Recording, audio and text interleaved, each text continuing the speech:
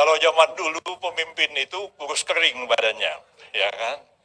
Kecapean kerja terus, ya, nggak sempat mikir apa-apa. Kalau pidato di podium batuk-batuk, saking kecapean dan kurusnya. Nah, itu pemimpin zaman dulu. Makin keras batuknya pidato itu, makin berwibawa dia di mata para pengikut-pengikut. Ya. Seluruh jajaran pengurus DPP Partai Bulan Bintang, para ketua dan pimpinan DPW, para pimpinan, ketua dan pimpinan DPC dari seluruh tanah air,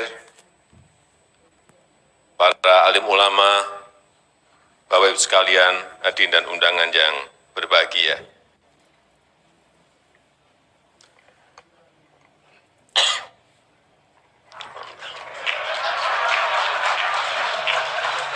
Saya batuk tadi ingat sambutannya Prof. Yusril.